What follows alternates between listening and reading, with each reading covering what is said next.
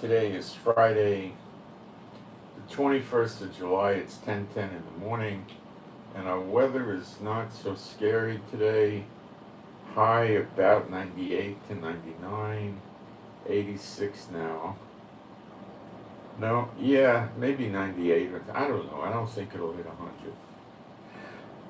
And it'll go down to 77 tonight. No appreciable chance of rain, and pretty much more of the same for the days to come. Sunday and Monday may be a little bit hotter. I don't know. They're talking 109 next week, Tuesday and Wednesday. All next week, 108, 107, 100. It's nuts. I'll tell you what's going on. 102, 103 is the kind of weather you get in August. Many of the Israelis take a vacation. They get a month off or 3 weeks, whatever. They take it in August to escape the heat. I am sitting here with the new air conditioner, and it's almost too cold. And I have it set at 25. Now, I don't know how to convert in my head. Centigrade to Fahrenheit. It's 25 is not that hot.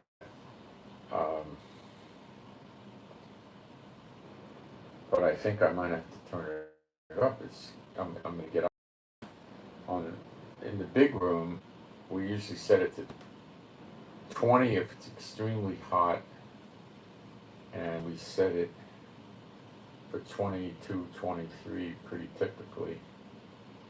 25 would be like borderline. I'm setting it at 77. That's 77 degrees. And I got it on swing. It's pretty deluxe little air conditioner. It's going left to right, and it's blasting you. I don't know. Last night the little kids, the Pekingese slept with it on, and they seem to like it. I had it on 26, which would probably be about 78 to 79 degrees, and they were. I had to pick them up and take them out this morning at about 8:30. They were still sleeping. They came in about 11, and I gave them a little treat, some salami. So they got a little food in their belly, and they went to sleep, and they woke up when I got them up about 8:30, and I put them outside for a brief period of time, which they just came in. So they had maybe an hour and a half outside. And then in the evening, I'll take them back out again. If we're lucky, it'll go down. If it goes down into the 80s, I take them out, because the sun's not strong then. Okay. Let's do our praise. There is no God like Jehovah. There is no God like Jehovah. There is no God like Jehovah. There is no God like Jehovah. There is no God like Jehovah. There is no God like Jehovah. There is no God like Jehovah. There is no Messiah like Yeshua. There is no Messiah like Yeshua. There is no Messiah like Yeshua. There is no Messiah like Yeshua. There is no Messiah like Yeshua. There is no Messiah like Yeshua. There is no Messiah like Yeshua. Okay. I think the air conditioning is taming itself as the room is cooling.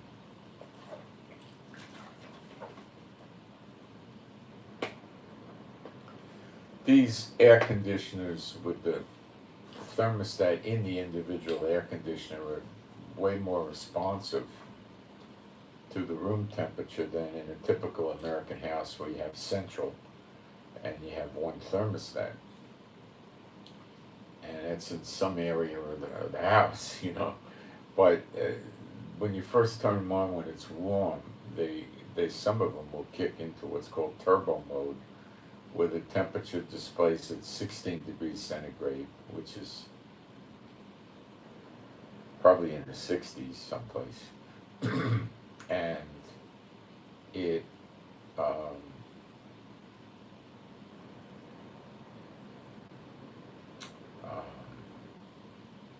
it blasts cold air for a few minutes until the thermostat tells it got the room to the 23 or 25 degree mark, and then it calms down. But this is a good thing. The whole thing with the install ran a little bit higher. It came to about $560. We were budgeting 500, so it was pretty close. And it's,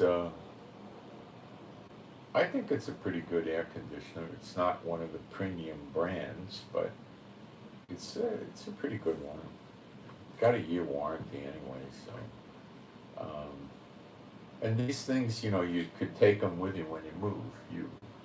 They make a hole in the brick wall, in the concrete block wall, and you pull them out, and you patch and paint the wall over, and you reinstall them in the other house. If you get, I've seen some of these things are 15 years old, You get several years out of them. This is just the 1 horsepower because the room is so small, and I got the door closed. But I'm noticing if at night, in the evening or wherever, if I leave this air conditioner on here, which I did yesterday, and leave the door open, the air conditioning air goes out into the house, and it made my room, which has no air conditioner, appreciably cooler. I was much more comfortable in there. Not perfect, but what I do is I have a fan that blows the cold air in. It's a large, reasonably powerful fan down on the floor level. It's about a 21 inch or something. And I have it blow the air up at an angle from outside where the air conditioner is, and blows it up, and cold air drops, so it blows it up high, and then it drops down. So it does cool it off, but now, their room, I used to pipe the air conditioning air in with a fan, and it would, I'm freezing. I'm gonna have to turn this thermostat up 1 degree. I'm gonna get icicles here. That should change things a lot. So,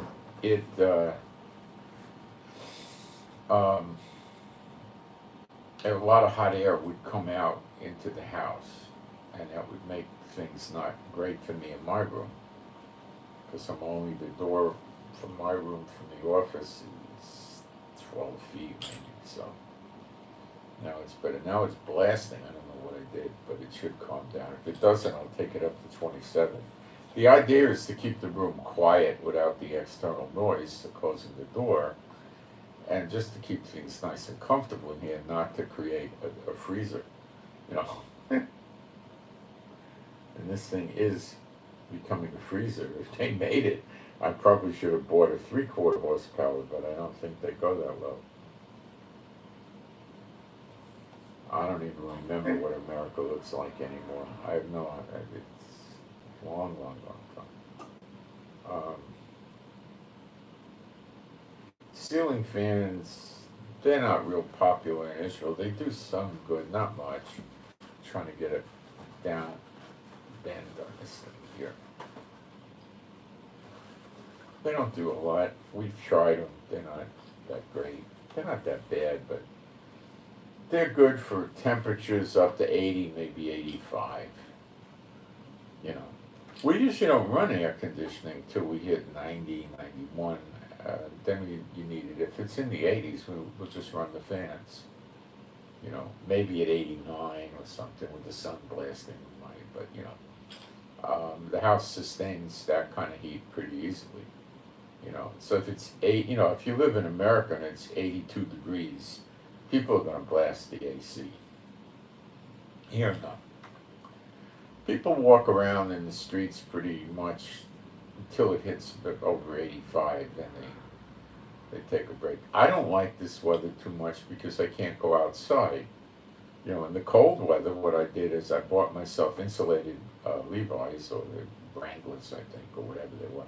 Several pairs that have different levels of insulation in the blue jeans. I put on some kind of shoes that were sort of warm, and I put a shirt and a sweatshirt on, a good sweatshirt, a Carhartt, and a hat. and I'd go sit outside, and as long as it's not raining, I'd go sit outside, and I'd have fresh air, and I have the internet outside, so that was, I liked, you know, so I don't have that option now. I could sit in the shade under one of the big trees, but at 98, 100 degrees, so maybe in the shade it's 90, you just sweat. What's the point of sitting out there and just sweating. So in the evening, the sun goes down. Usually now it's about 7, but probably 2 weeks from now, probably 6:30, be able to go out because the sun will be going down.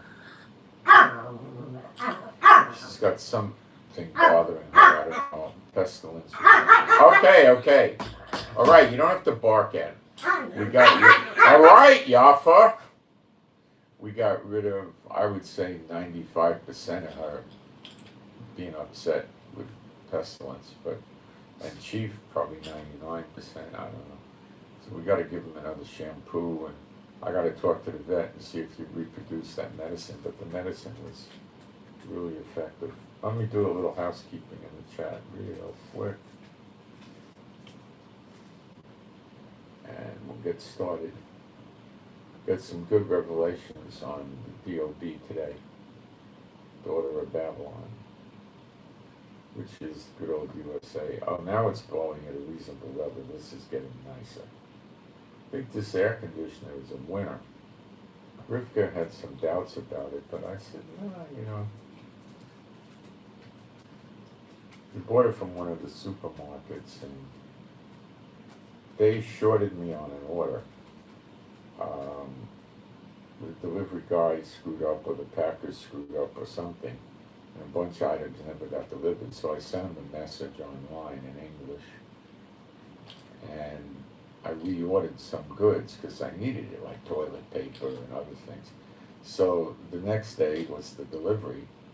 So the guy gave me, he didn't speak much English, he gave me my order that I just had placed, and what was left off from the old order, they reinstated it to make it good, which was nice of me. So I said to myself, we weren't going to buy the air conditioner from them because we were afraid they wouldn't back it up, because of when they shorted me on the order, we figured that they were, standard no customer service Israelis, and that's not good. But the way they treated me with making good on the order, I said, wow, said I had a really good price on this unit. It was 1,000 shekels. So 999, I think, something like that. So I bought it, and it was a good move. And then they delivered it. Oh, the delivery guy drove me crazy. He must have called me 3 or 4 times to make sure I was home. I told him, I need I don't have to say it in Hebrew. I was telling him I'm retired. I'm in the house all day. And then he still kept calling me. I don't know why. I guess it was out of their way coming here or something. So anyway, we got it taken care of. See, now it's blowing out nice. I'm getting cool air. I'm not getting an ice box. And it's set at 26 degrees, which is probably 78, 79. I may have to turn it down a little bit periodically, but we'll see. I don't want to sit here and get icicles. There's no point in that.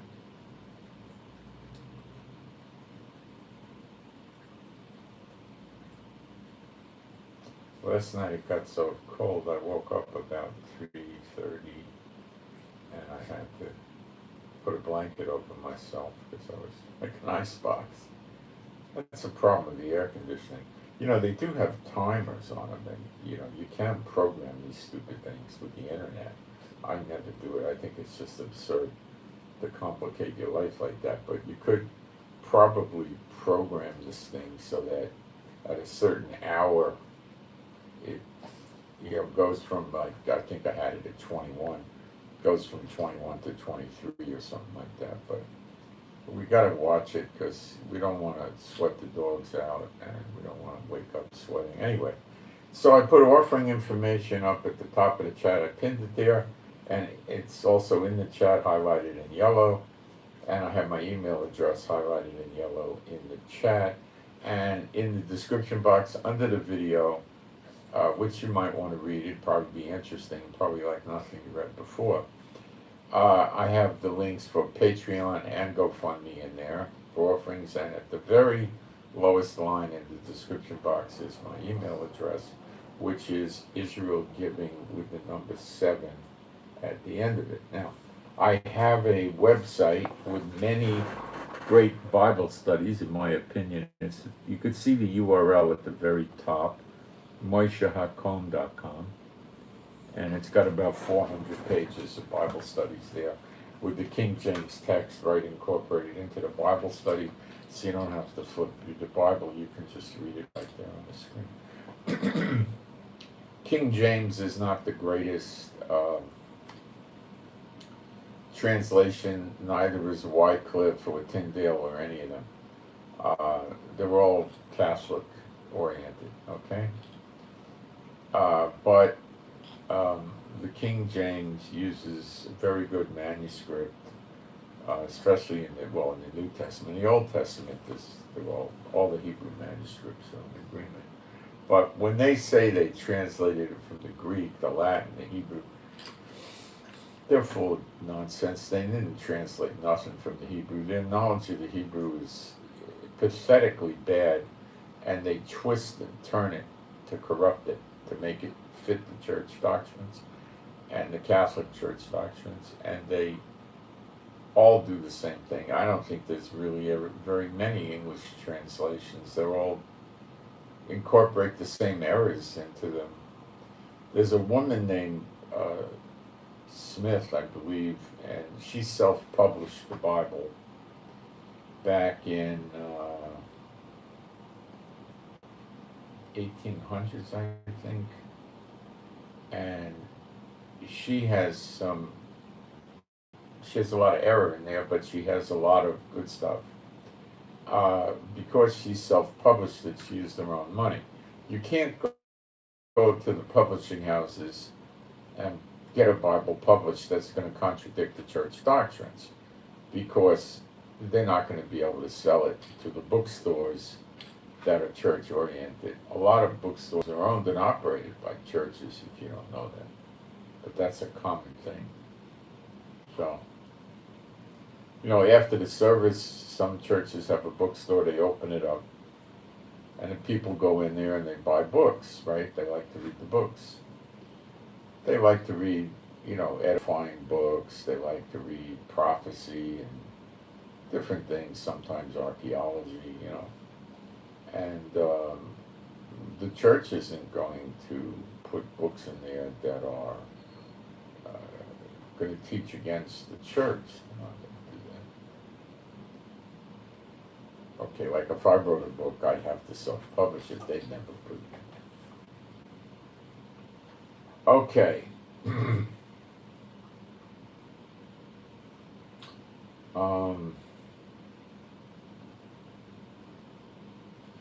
We got, in terms of prayer requests for Mike Foxtrot MF, the prayer request is no bad artwork in the office. Apparently the company wants to put not nice artwork in this person's office. So the prayer request is from Mike Foxtrot MF, no bad artwork in the office. We have a toss request for DG Delta Golf. DG Delta Golf. Toss request for DG. We have a toss request for GB Golf Bravo. GB Golf Bravo. Toss request. Okay, Tisha B'Av, which is the 9th of August, which is when, the month that anyway, it's the day that both temples were destroyed in different years. Okay? Solomon's temple and Herod's temple. And they both got destroyed on the same day of the calendar, which this year, according to the rabbis, falls on it starts the evening of July 26th. and is over at sundown on the 27th, which is a handful of days away. Today is Friday the 21st, so it's not very far away at all.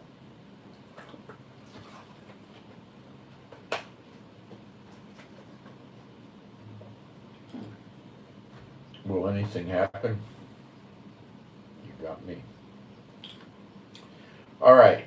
So yesterday we did a lot of work on the daughter of Babylon, and we were mostly in Jeremiah 50 and 51.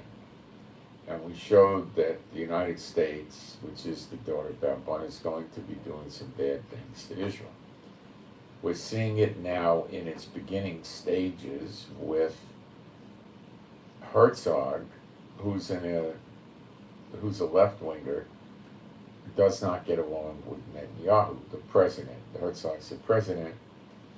The president is elected in his own election. It's a 5-year term of office. Netanyahu has no control over this president. The president is nothing like an American president. It's more like a Secretary of State.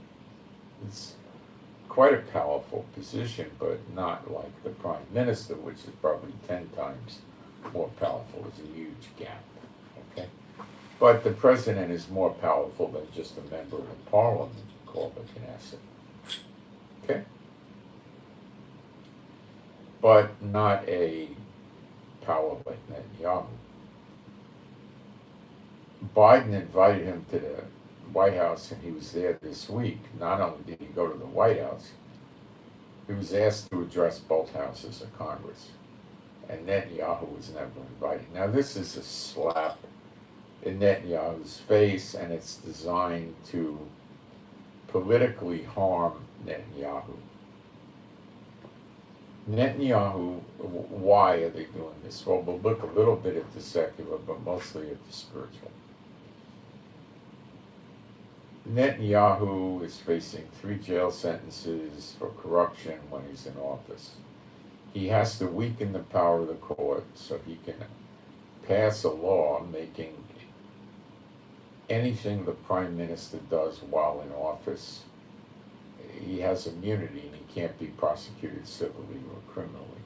And that would cancel his cases, his 3 cases that are having ongoing trials right now. The total time in jail would be 16 years. One case is 10 years, the others 3 years each. The evidence coming in is fairly incriminating.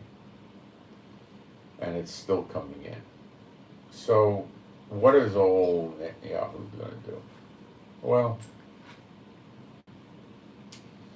he certainly at 73 years old does not want to go to jail. I don't think by any stretch they give the guy 16 years, but I think they probably give him someplace around 3. But maybe because he's such an obnoxious individual, maybe they would give him 10 or something. I don't know.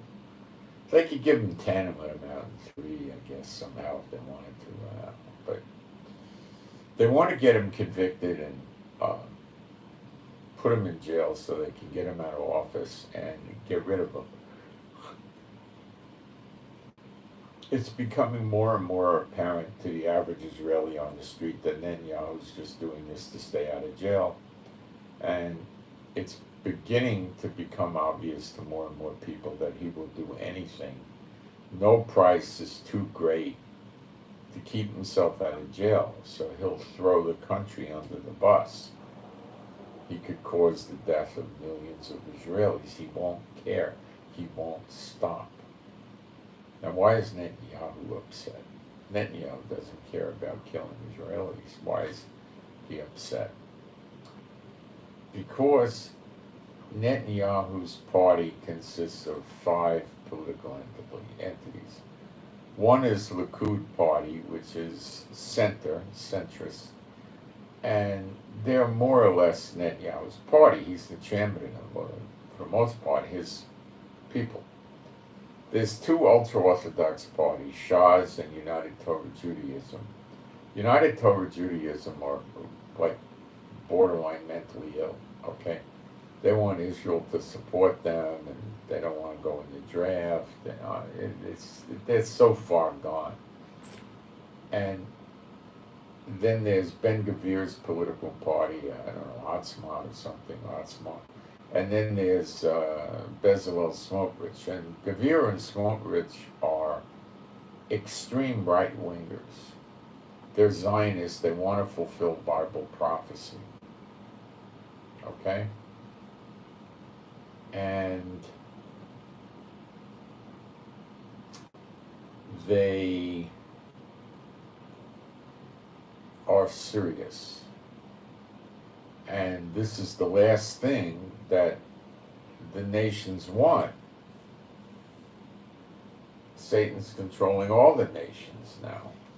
All the leaders are reporting to him, including here. Now, Ben Gvir and Smotrich are, in my estimation, probably not despots. And they're, they want to basically stop the terrorism in Israel, particularly in the West Bank and in the Jerusalem area, and that's going to involve taking rights away from the Palestinians.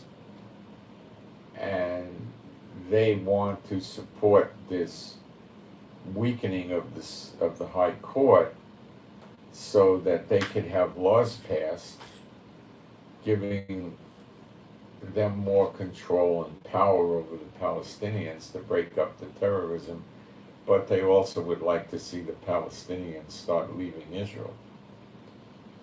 And that's not a secret, and Netanyahu is completely opposed to this.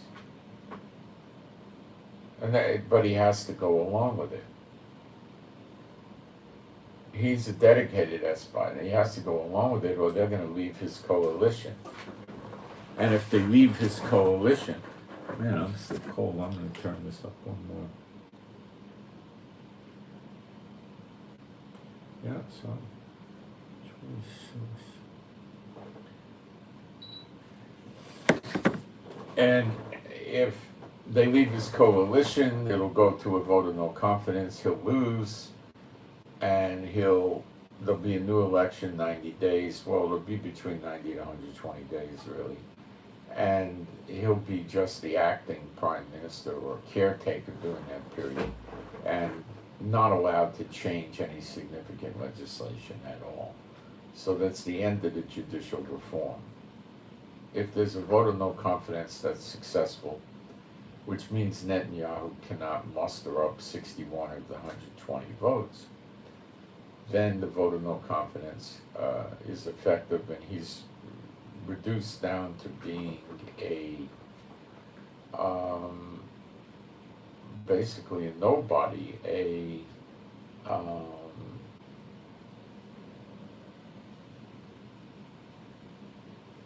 just an interim prime minister, a figurehead, basically. Unless there's a war or something like that, then his power would be, he still couldn't pass effective legislation, but he could defend the country. So he would probably throw us into a war to get his powers jacked up, And he's capable of doing that. He's a black-hearted, hard-hearted, stiff-necked, self-hating Jew, despot. Just a horrible, I call him the curse on Israel. Many other people see him the same way. And he's trying to make himself a dictator because he is the executive branch. He has control of the legislative branch, and if he weakens the Supreme Court, the judicial branch, the way he wants to, there is no judicial branch, and he has dictatorial powers. So the military are not reporting for reserve duty, and there's a lot of dissent here in Israel, an extreme amount of protests that are shutting the country down. They want to stop the country from functioning. to force the people to get rid of this idiot. Bet Netanyahu's never going to willfully resign. Netanyahu, this is what some people won't understand, and quite a few would. Netanyahu would destroy the country of Israel because there's no prison system or court system then or anything. The country's destroyed. So he's capable of provoking wars, and that could happen. The military probably wouldn't let him do that.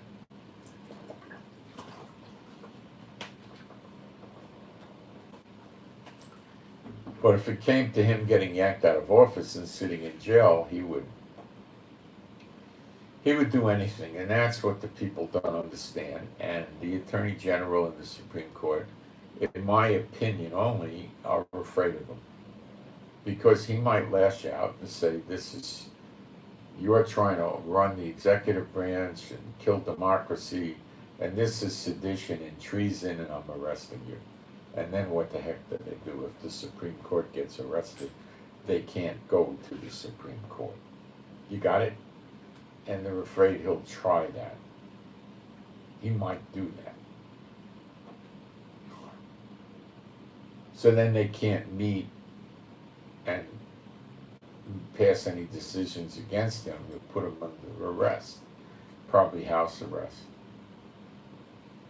He could freeze their assets. There's a lot of things he could do. In the name of treason and sedition, he could do many things. So I think that's why they're afraid of him. But do I think they will ultimately make a move against him? Well, they're starting to.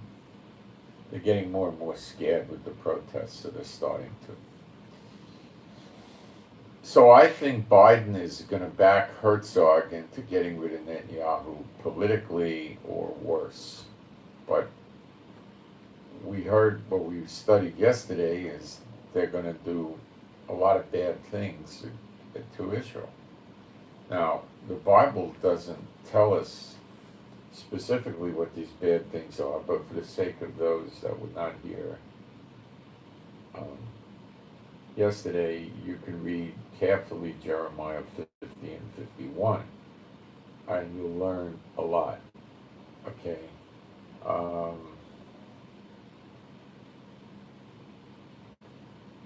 dogs are sleeping nicely here. They like this air conditioning. I'll give you one scripture just to, which is enough. Jeremiah 51:24, and I will render unto Babylon, which is Babel in the Hebrew, means confusion, and to all the inhabitants of Chaldea. The Chaldeans were another word for the occupants of the old Babylon. All their, and to all the inhabitants of Chaldea, all their evil that they have done in Sion, which is in the Jerusalem area. It means parched land. So it could probably apply to much of Israel, I guess. In your sight, saith the Lord. So he's speaking to the generation that's going to leave the daughter of Babylon, the generation that's in Israel at the time, in your sight. Okay? All right. And there's other scriptures. So they're going to do bad stuff to us. And I believe when Herzog went to see Biden this week, it was the beginning. Herzog is another complete piece of garbage, okay? He's a wealthy person that became the president. He's probably fairly book smart, university and stuff like that.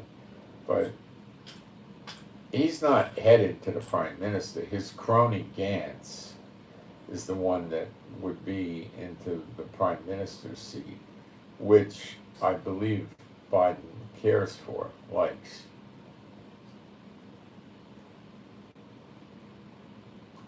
Biden threatened us and said that if Netanyahu goes through with this judicial overhaul, the relationship between America and Israel is going to be destroyed, and Biden said not repairable.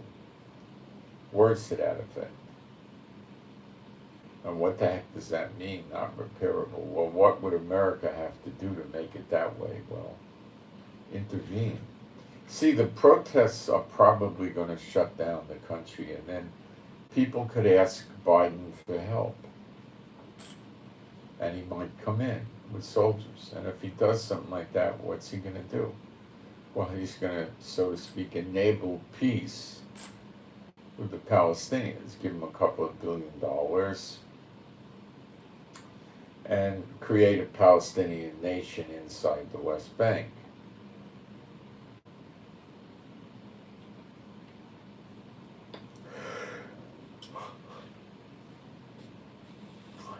They'll get weapons, then Israel will have to stay out. They'll get weapons smuggled in from Jordan. They'll kill the settlers there, and they'll start shooting missiles into Israel and things like that. And Biden will be screaming, two-state solution, which is bogus. Okay? It's designed to stop prophecy. They tried to crush Israel in 1948, and facing overwhelming odds, the Israelis beat the Arabs back. Then we started having more battles with them, and more battles, and then we got the Sinai Peninsula, the West Bank, and East Jerusalem back in June of 1967, the Six-Day War. And so we got Gaza too, and they were freaked out. So they got us to give the Sinai Peninsula back with that Egyptian guy that showed up wearing a swastika on his tie. Forget who he was. He got assassinated by his own people.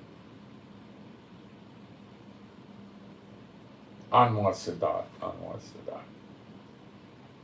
Then they had us give Gaza back in 2006 or 8. We said they sent the Israeli soldiers in to drive the Israelis out that didn't want to leave. Then Gaza immediately turned it into a combat military post and started shooting, attacking us from there. To the point where in a given year, they'd probably send 2,000 missiles at us. Great guys, real intelligent move. So the Israeli public has woken up. And they realize giving the West Bank back is going to cause the same thing as Gaza, but worse.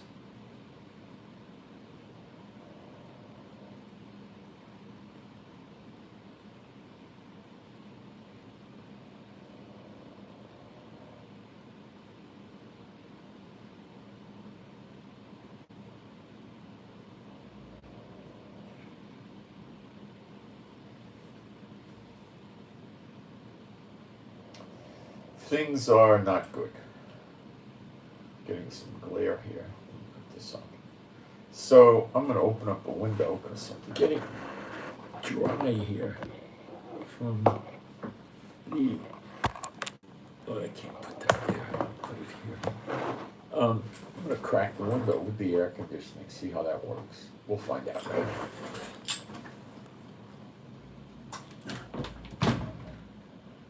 Okay. And I'll turn it down 1 degree. Okay, so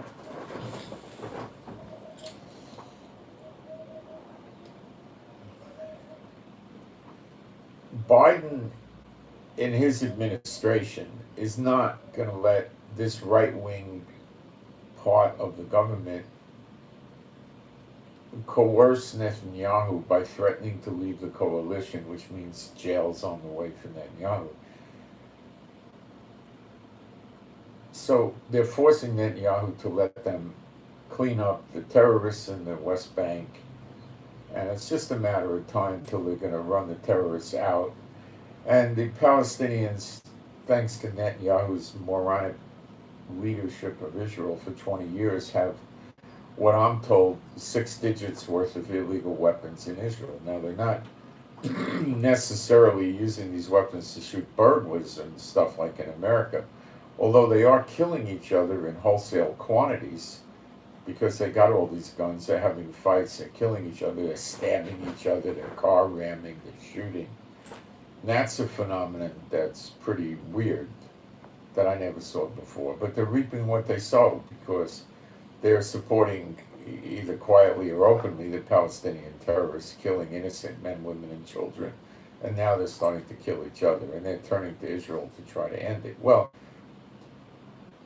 Ben-Gvir is only too happy to end it, and he will end it. But the way you're going to end it is you're going to have to round up all these illegal firearms. And that's going to help Israel. So sure, he's saying, yeah, I'm going to go out and fix this. But what the fix is getting the illegal weapons. And how do you do that? Well, ultimately, you got to go house to house and door to door and start checking cars and vehicles with roadblocks and things like this. And Netanyahu is standing in the way of Ben-Gvir arming the Israeli public. And because, look, bad leaders that are despots hate the public having a lot of guns because they're afraid of a revolution. And when they do let them have guns, they don't let them have the better guns, okay? Assault weapons that go on full auto, for instance, stuff like that. So it's pretty interesting what goes on. Okay, this is, I gotta go back up a degree, it's too cold. I gotta learn how to use this thing here. It's such a small room, it can, get the place too cold. And it's doing a good job of getting it too cold. I'm looking at the size of this thing, and I think it's bigger than the one I ordered. I don't even know if this is 1 horsepower. It's so strong, it might be more. I don't know. We have a 1 horsepower in my wife's room, and I don't think it's this cold. And her room's it's about this size. Okay, so this is the deal. So we need to look at more scriptures about the daughter of Babylon to learn more. Okay? And we established, through Jeremiah 50:51 yesterday, a number of other Bible studies, it's the U.S. of A. So we'll go to Revelation 17 and 18 today. We'll start there. And I'll show you that it applies to America, and we'll learn some things. Okay. And there came one of the 7 angels, 17:1, one of the 7 angels, which had the 7 vials, and talked with me, saying unto me, Come hither, and I will show unto thee the judgment of the great whore that sitteth upon many waters. Now, waters are people. Many waters is many peoples, okay? With whom the kings of the earth have committed fornication. That's not literal, physical, it's spiritual fornication by worshiping other gods. And and the inhabitants of the earth have been made drunk with the wine of her fornication. So he carried me away in the spirit into the wilderness, and I saw a woman sit upon a scarlet-colored beast, full of names of blasphemy, with 7 heads and 10 horns. Okay, this beast has blasphemy names on him, has 7 heads and 10 horns. Revelation 13.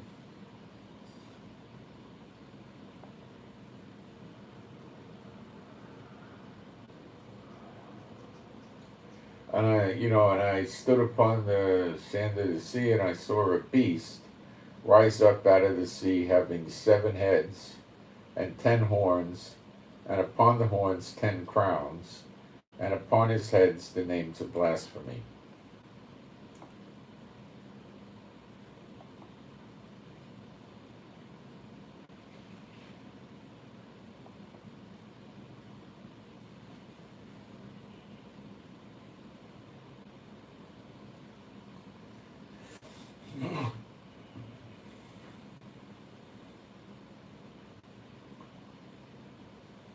So back to 17:3 in Revelation. So he carried me away in the spirit into the wilderness, and I saw a woman sit upon a scarlet-colored beast, full of names of blasphemy, having 7 heads and 10 horns. So this is the beast that the woman is riding on, or dominating, or controlling. When you ride on a horse, the horse doesn't control you. When he throws you off, he controls you. But when you're riding on him, you're controlling him or dominating him. And the woman was arrayed in purple and scarlet color, and decked with gold and precious stones and pearls, having a golden cup in her hand, full of the abominations and filthiness of her fornication. So she's drinking the abominations and the fornication, spiritual worshiping false gods. Okay. Now, having all this gold and the precious stones, that's the stuff that appeals to humans. So humans would respect this wealth. And upon her forehead, not the believers, but regular people, okay.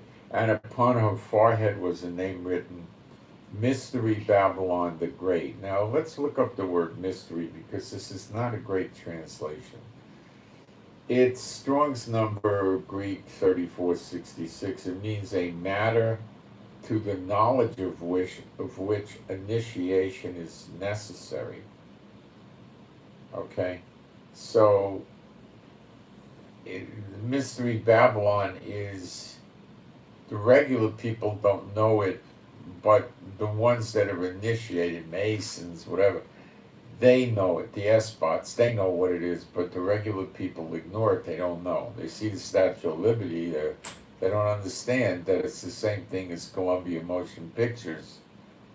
And these figures representing women don't really appear to be women. They don't display any breasts. They're dressed weird. But anyway, they're standing on a pedestal and they're holding the light to come. And the Statue of Liberty doesn't reveal the name, and it appears to be the same woman that's standing on the top of the Capitol building, all the way up at the top. There's I forget what you call it, a little cupola, and she's on the top of that, the head of it. And the Columbia Motion Pictures gives us the name Columbia. And District of Columbia opens the door for us, because that's a city not in any of the 50 states and not a country. It's a city administered by Congress, but it's not in the 50 states of America. It's a weird thing, but that's the reality of it, and that's going to be very important as we go through prophecy. Okay, they would never name the country Colombia or something like that, because it would be too obvious, okay? So they call it the United States of America, but the giveaway is here. So there was a name written, Mystery Babylon the Great, the mother of harlots, whores, sort of, and abominations of the earth. The mother is the creator of all this evil, okay? And you'll see who the mother is when we get to the last line of Revelation 17. It's much nicer in here now with that window cracked open. Okay.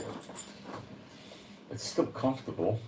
And I saw the woman drunken with the blood of the saints, and with the blood of the martyrs of Yeshua. And this is good old U.S. of A. And when I saw her, I wondered with great admiration. And the angel said unto me, Wherefore didst thou marvel? I will tell thee the mystery of the woman and of the beast that carrieth her, which hath the 7 heads and the 10 horns. So he's opening it up for us. This is not a sealed book. It's open. You will understand it. The beast that Daniel's the sealed book, and of course the 7 thunders, which isn't even written down, that we know where we can find it. So, but this is not a sealed book at all. The beast that thou sawest was and is not, and shall ascend out of the bottomless pit and go into perdition. So he wound up in the bottomless pit. He comes out, see Revelation 9, and then at the return of Yeshua, him and the false prophet get thrown alive into the lake of fire, and that's called perdition. Okay? And goeth into perdition. Perdition is 684 word, consummation, destruction, waste. Okay? It's different than the pit. And they that dwell on the earth shall wonder whose names were not written in the book of life from the foundation of the world. Now, it says if their names were written in the book of life, they're not going to go chase this thing. Okay? When they behold the beast that was and is not and yet is. Okay? It was, it's in the pit, it comes back and it is, then it goes to the lake of fire. And here is the mind which hath wisdom. The 7 heads are the 7 mountains on which the woman sitteth. Well, Satan, it's the 7 continents is what it is, okay?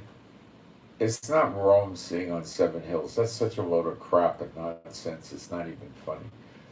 The daughter of Babylon sits on many waters. What kind of waters do you have in Rome, where the Vatican is? You got maybe 100 gallons of holy water. You got water fountains, urinals, toilets, sinks. That's it. No water there. What does America have? 8,000 rivers, about that many lakes, probably. I don't know, probably. You got the Great Lakes, which are like oceans already. And then you got the Gulf of Mexico, the Atlantic, and the Pacific. That's many waters. The daughter of Babylon is a melting pot. Mingled people, melting pot. The Vatican got 300 people living there, and they're all of the Catholic Church. Maybe not even 300, that's it. Where are all the workers that are going to go back to the country they came from the Vatican? There's nothing there. You don't have it. The people that do the harvesting and the sowing of the seeds shall return. Did you ever see a picture of crops growing in the Vatican?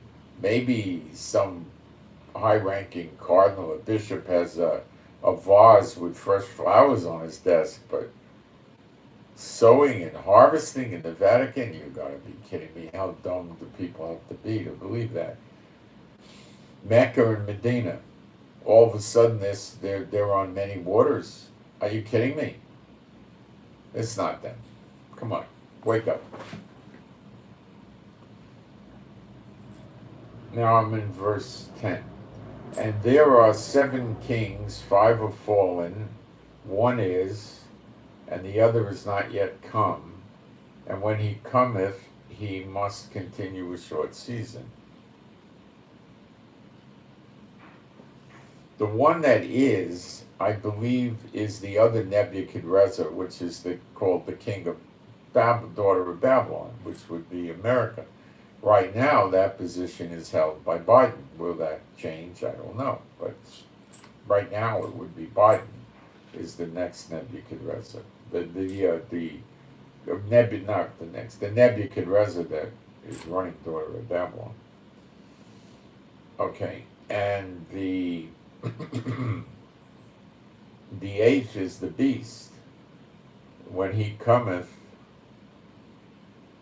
and the other is not yet come, and when he cometh, he must continue a short space. Okay? And the beast that was and is not, he was, is not, he's in the pit, even he is the eighth, and he is of the seven and goeth into perdition. He's going to be the eighth leader after the DOB is gone. DOB is daughter of Babylon. We'll just say breath and say DOB.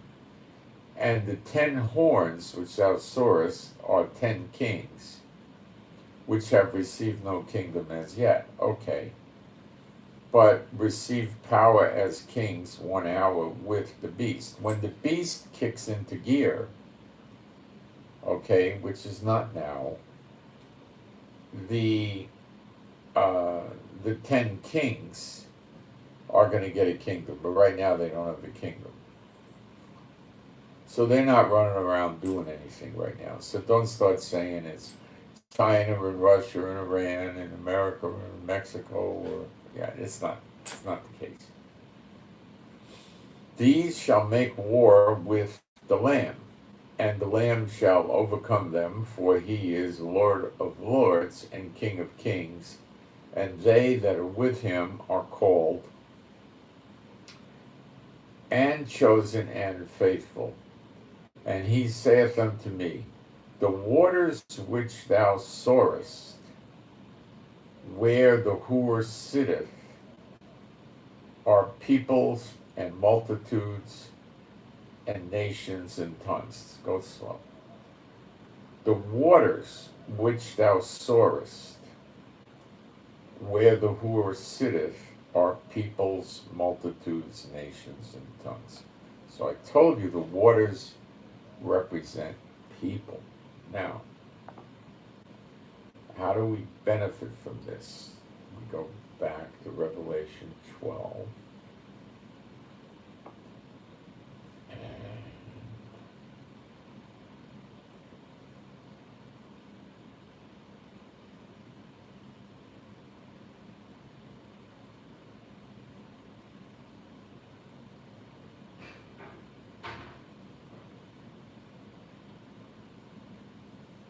We'll start and just, I want to teach you about the waters. Revelation 12:12. Therefore rejoice, you heavens, and ye that dwell in them. Woe to the inhabitants of the earth, and of this and of this seal, for the devil is come down unto you, having great wrath, because he knoweth that he hath but a short time. And when the dragon, that Satan, saw that he was cast unto the earth, he persecuted the woman, that's Israel, which brought forth the man-child, which is Yeshua. And to the woman were given 2 wings of a great eagle, that she might fly into the wilderness. Satan's not literally a dragon, and the woman's not given 2 literal wings, okay? That she might fly into the wilderness. The wilderness could mean uninhabited place, abandoned, ruined place, okay?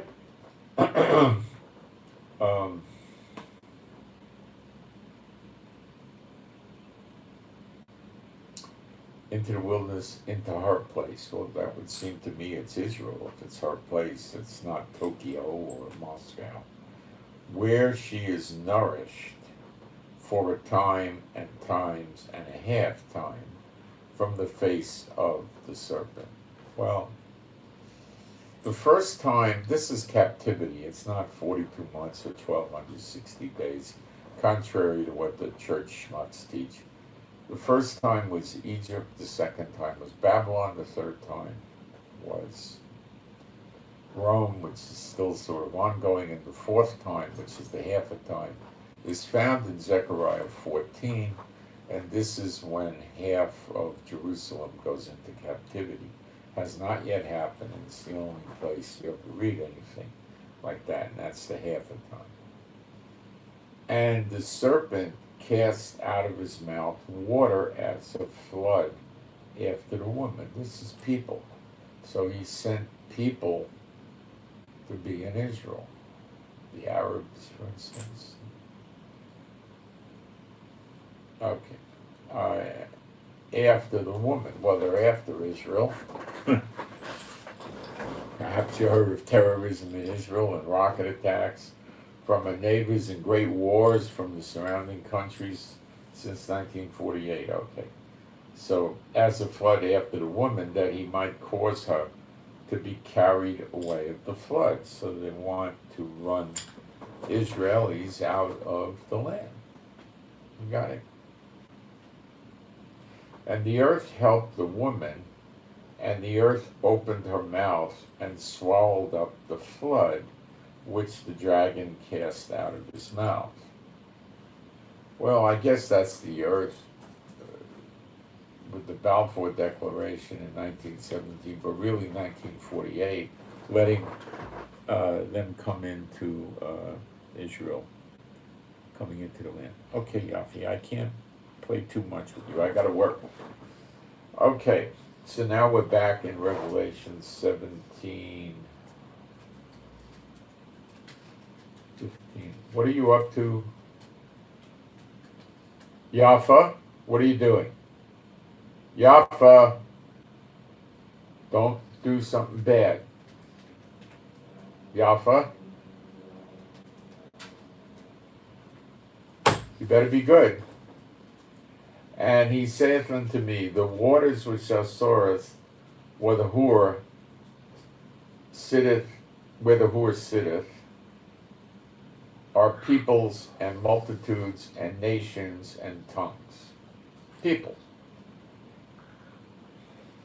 And the 10 horns which thou sawest upon the beast, these shall hate the whore, and shall make her desolate and naked, and shall eat her flesh, and burn her with fire. So there's, in Jeremiah 50:51, the destruction of the daughter of Babylon, good old U.S. is a lot of it is with fire, which appears to come here directly from these 10 nations, the 10 kings. These 10 horns, which are the 10 kings, which have 10 kingdoms. So they're going to be attacking the whore, which is the daughter of Babylon, but that's going to mean the beast is already coming up, okay? And they're going to destroy her, and that's your invasion, destroying the daughter of Babylon, okay? These are the horns on the beast, so if they're doing the work, the beast has to be upstairs now, okay, I would say. But that doesn't mean we're going into tribulation. Don't let church logic get to you. The tribulation, I'm going to show you very soon, has nothing to do with Israel, but a lot of you are never going to buy that, but that's how the scriptures teach it, which I'll show you in a little while today. For God hath put in their hearts to fulfill his will and to agree and give their kingdom unto the beast until the words of God be fulfilled. So these 10 nations with the 10 kings, the 10 kingdoms, submit to the beast with that. So that's what he's got. He's got 10 kingdoms, okay? Israel's not included. Now listen to this. And the woman which thou sawest is that great city which reigneth over the kings of the earth. That's the hammer of the whole earth, the great voice, that's the United States.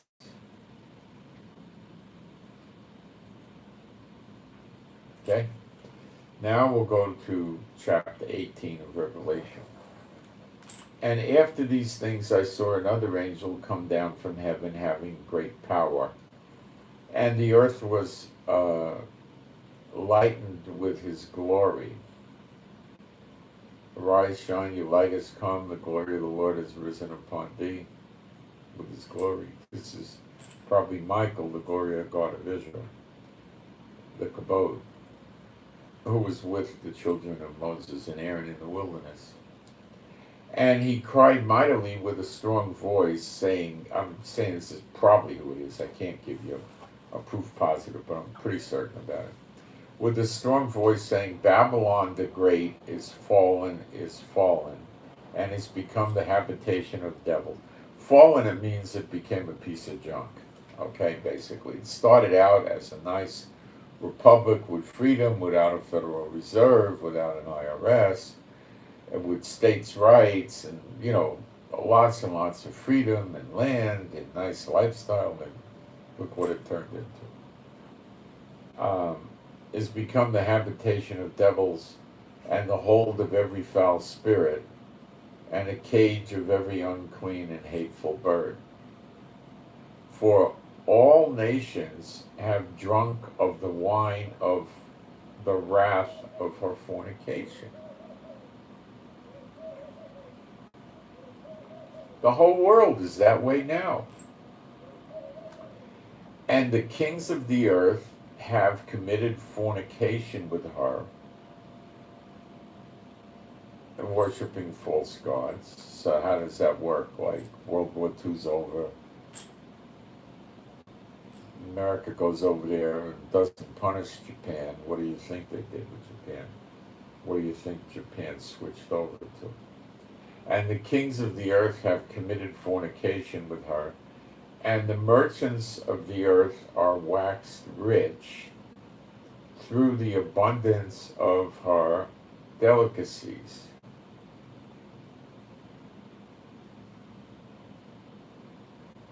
America buys delicacies from all over the world. Not just caviar and rare coffee and expensive liquors and wines, all sorts of stuff, cars, jewelry, we'll get into it. And I heard another voice from heaven saying, Come out of her, my people, that you be not partakers of her sins, and that you receive not of her plagues. For her sins have reached unto heaven, and God hath remembered her iniquities, her lawlessness. Reward her even as she rewarded you, and double unto her, double according to her works, in the cup which she had filled to her double. So she's getting a double shot of the wrath of the Lord. How much she glorified herself and lived deliciously, so much torment and sorrow.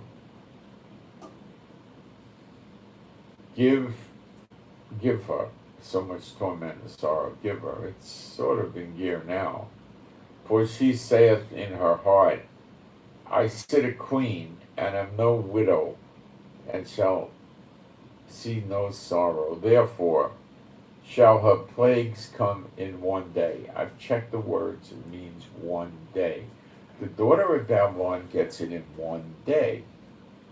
Now, we just began the 6th month of the biblical year. So you got this month, you got 6 months. This happens in one day. So let's not get over anti-zealous about when is this going to happen. You like that word, anti-zealous? Is there such a word? I don't know. All right? It could still happen. Is this the year of redemption and the year of recompenses? I don't know. I will tell you that it's pretty close. It could be. But I'm afraid to call it. I don't want to do that. But it looks good, but I don't want to call it. So I just don't want to. Now, what about the recompenses, the payback on the nations? Guys, today, when the big countries start fighting wars, it's not going to be like Ukraine and Russia. It's going to be like Ukraine and Russia, let's say, was a fire, and you started pouring you had a big fire hose hooked up to a fire hydrant that was full of kerosene, and you started blasting the fire with kerosene. That's the difference. The bigger nations have such massive amounts of deadly weapons, and they're going to all start using them, but they're not going to hold back. They're not going to say, well, we might run out, we better stop. They're going to try to destroy their enemy as quick as they can, because their enemy has such potent weapons too. They're all scared of each other, so they try to stop the other guy before he does that much damage to them. That's why they're going to run out of weapons, and it's going to happen quick. In a week, a month, maybe a couple of weeks.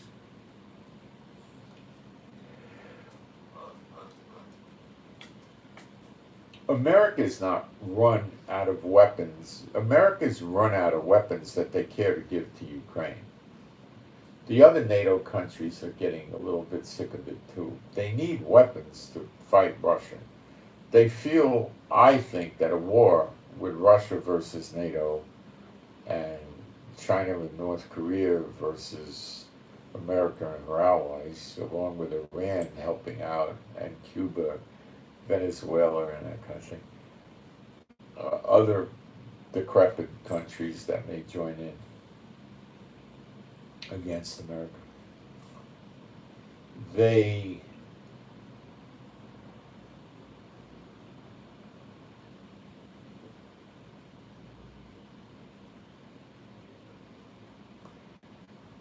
the velocity of the destruction is going to be many times, maybe 25 times faster than what you see in Ukraine, or 50 times. Okay? Ukraine doesn't have an air force, for crying out loud. They don't have a sophisticated navy. They don't have sophisticated missiles,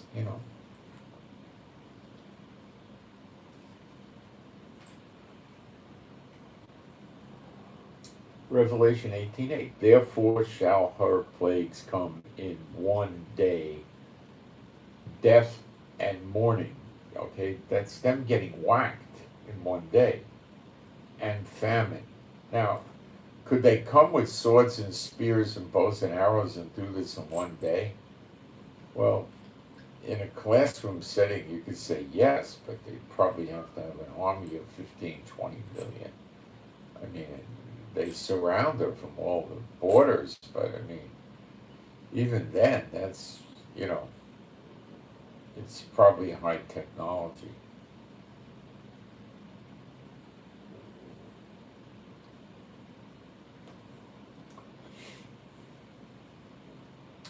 Therefore shall her plagues come in one day, death and mourning and famine. Well, if there's people mourning, they're not all dead, are they? But I don't know. Famine, and she shall be utterly burned. Utterly burned. Let's check that word, 26:18. To burn up, consumed with fire. Yeah, utterly burned works with fire. And 4, strong is, it says the Lord God, who judgeth her.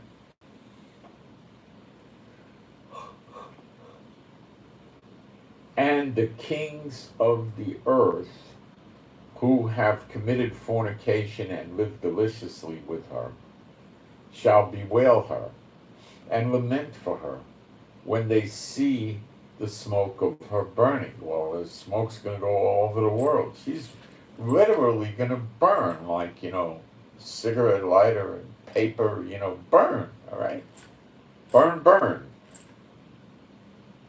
It's the 10 kings nations that are doing it. I don't believe it's the 2 witnesses.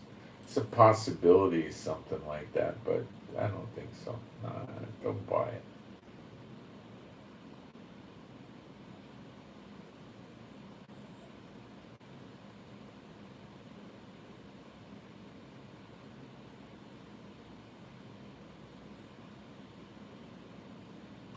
Standing afar off, for the fear of her torment, saying, Alas, alas, that great city Babylon, which is Washington, D.C., the city, that mighty city, for in 1 hour is her judgment come. In 1 hour! 1 hour. Now, is this restricted to just Washington, D.C.? Maybe, but I don't think so. Maybe, but it could be.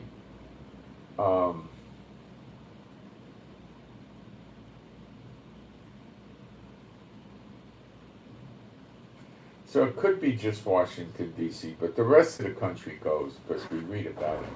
Jeremiah 50:51. Standing afar off for the fear of her torment, saying, Alas, alas, that great city Babylon, that mighty city, for in 1 hour her judgment come. And the merchants of the earth shall weep and mourn over her, for no man buyeth their merchandise anymore. Washington, D.C. doesn't buy that much. The people that live there have ghettos a lot, so it's the United States, I believe. Could be the whole United States going that fast. Remember they were sending these dirigible type balloons, hot air balloons with something in, and they said they could use those to make fires.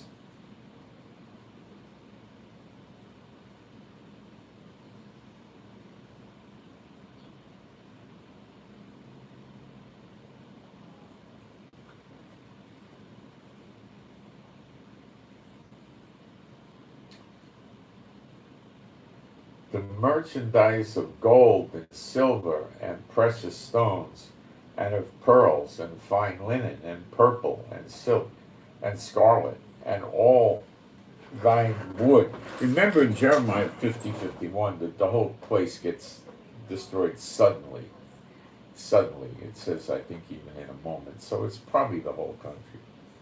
And all manner of vessels of ivory and manner of vessels of most precious wood. They build their houses with cedar. They build closets out of ivory. They use ivory for knickknacks to leave around the house. Precious stones, there's millions of those, of all different kinds. Diamonds, sapphire, emeralds, rubies, gold, silver.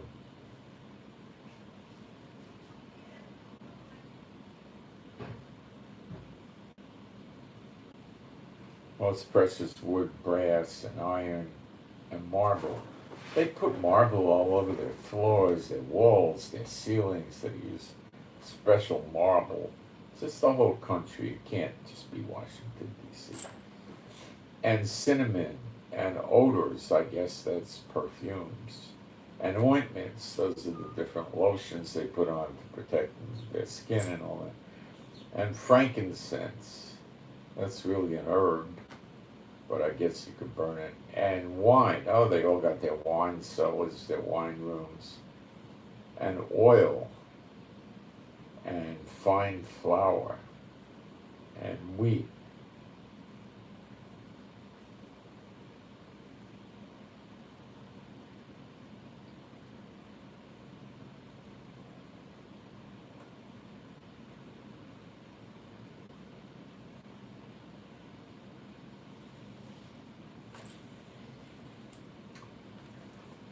Wine and oil, fine flour and wheat, and beasts.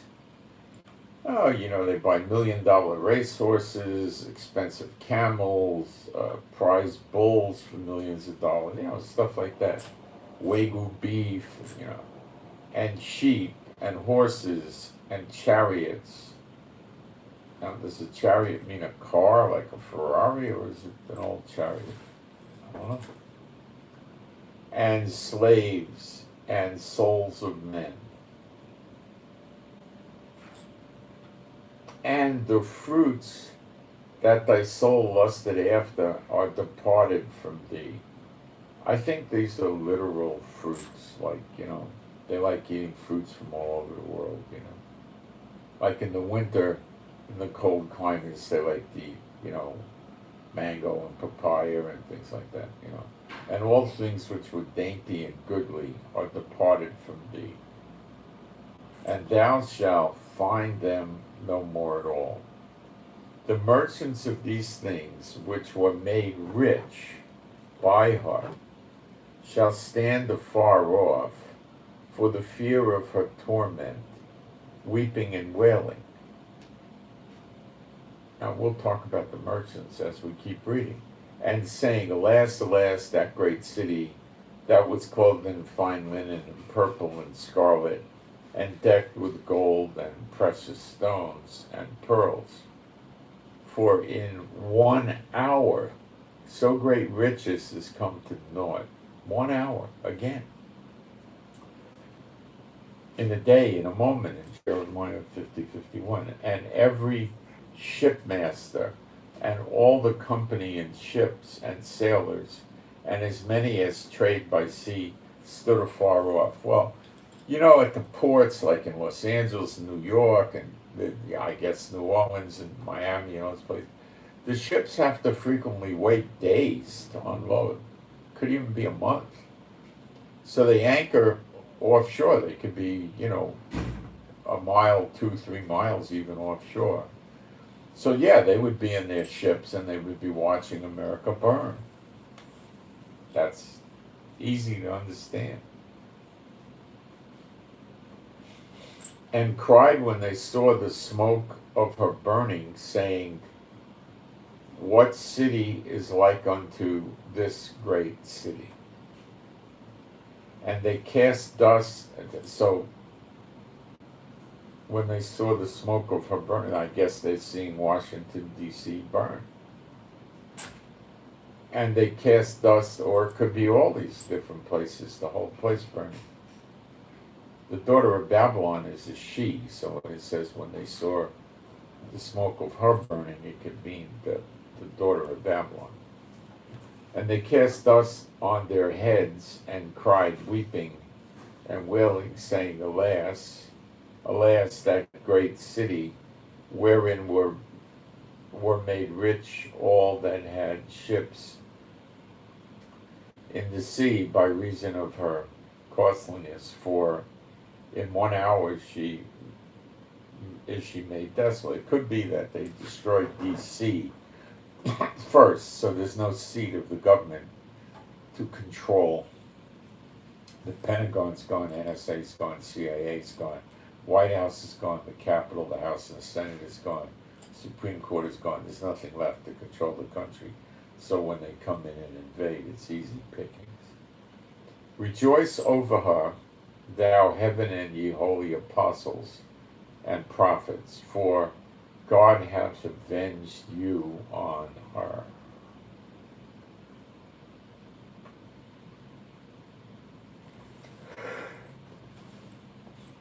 And a mighty angel took up a stone like a great millstone and cast it into the sea, saying, thus with violence shall that great city Babylon be thrown down, and shall be found no more. So I think this is depicting the actual destruction of Babylon, the city, Washington, D.C., and then following that is the destruction of the United States, the invasion. And the voice of harpers and musicians and of pipers and trumpeters shall be heard no more.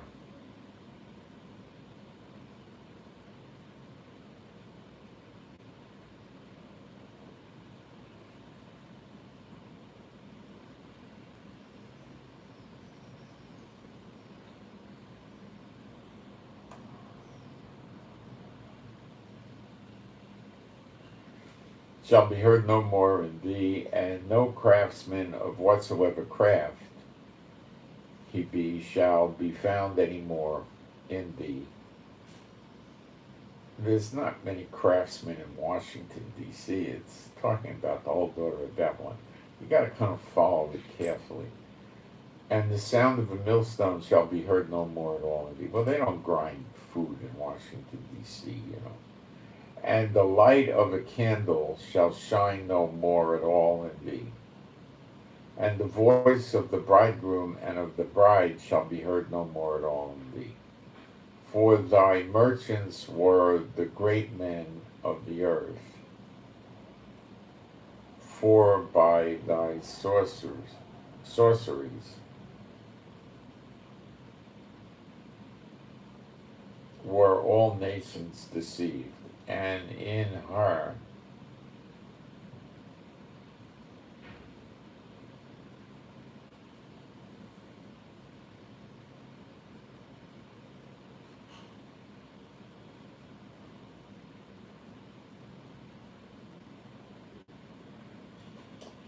so the nations, all the nations got deceived by the daughter of Babylon, and in her was found the blood of prophets and of saints and of all that was slain upon the earth. In her is the whore itself, which is the city, Washington, D.C. So it's an allegorical spiritual depiction, and it's difficult to follow. You got to read it with the other passages. All right, let me take a look in the chat and see if I got anything I'd be dealing with. Oh, they're deleting our chat again. Isn't that nice? Spiritual warfare, kids.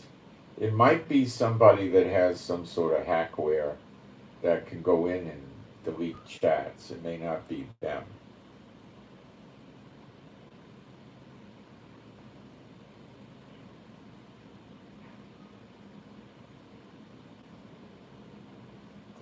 There was some kid that had a hack years ago that was driving us crazy.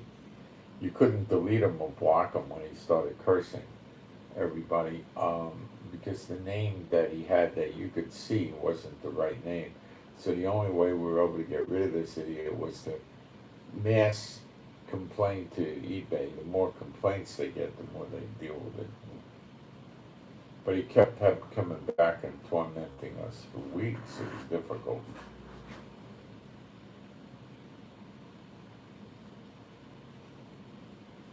Someone must have paid him, one of the bad preachers or something.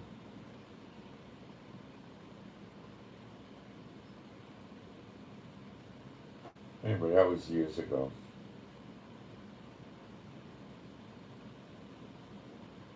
Very depressing thing. And that could be the same thing going on. They don't seem to be able to get the messages pinned at the top, though. So,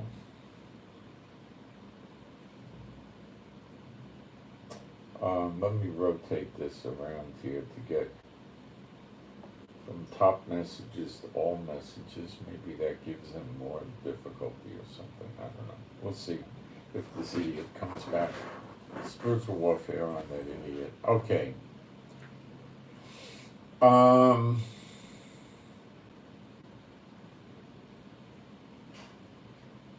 So now we go to Isaiah 47.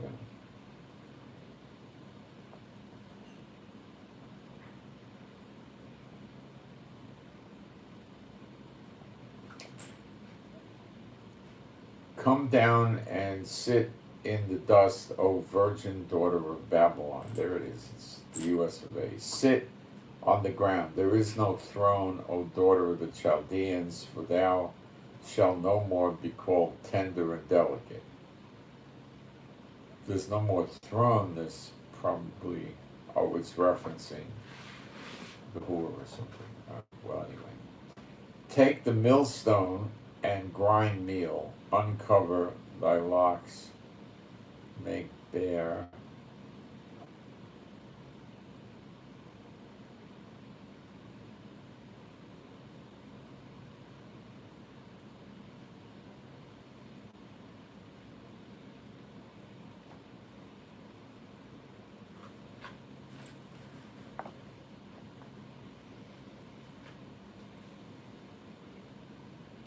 Thou shalt no more be called tender and delicate. Take the millstones and grind meal, uncover thy locks, make bare the leg, uncover the thigh, pass over the rivers. Thy nakedness shall be uncovered, yea, thy shame shall be seen. I will take vengeance, and I will not meet thee as a man. So Jehovah's going after the whore, but not as a man, as God. So the whore don't have much chance. As for our Redeemer, Jehovah of armies is his name, the Holy One of Israel. He never calls himself the Holy One of the churches, but that doesn't bother the churches. Sit thou silent and get thee into darkness, O daughter of the Chaldeans, for thou shalt no more be called the Lady of Kingdoms. That's the lady that sits on top of the Capitol. That's the Statue of Liberty image. That's the Washington District of Columbia. That's who that is. This Revelation 17, verse 18. The city, the capital city, which is not in any of the states. It's called District of Columbia. I was wroth with my people, I have polluted. Now, the polluted word is not correct. It's like defiled or desecrated. Mine inheritance, and given them into, that's the second, that's the diaspora, the dispersion, and given them into thy hand. And thou didst show them no mercy upon the ancients, the old ones.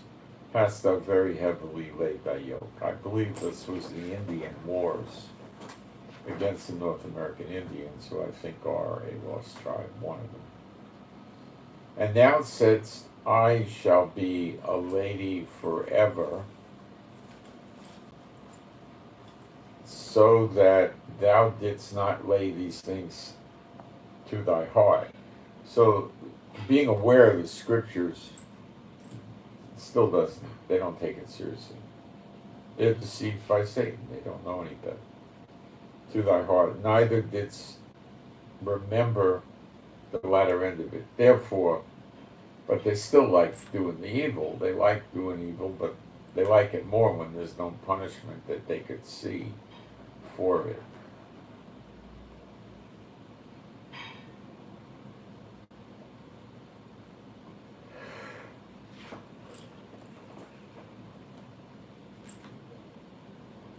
Therefore hear now this that are given to pleasures, that dwellest carelessly, that saith in thy heart, I am and none else beside me. I shall not sit as a widow, neither shall I know the loss of children.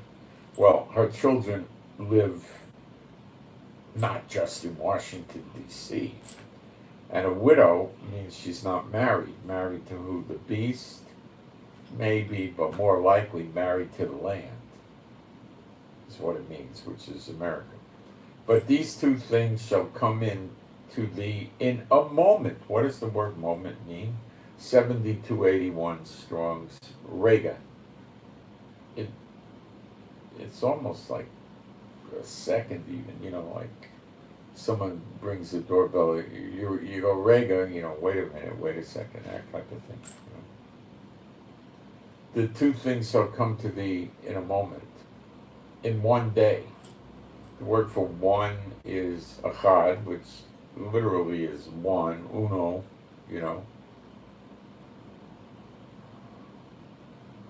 and day is yom. So it's an absolute, literally one day. Achad yom. The loss of children and widowhood. The children are the believers that follow the believers in evil, that follow the evil one, believers in the evil one. And the widowhood is losing the land. That shall come upon thee in their perfection for the multitude of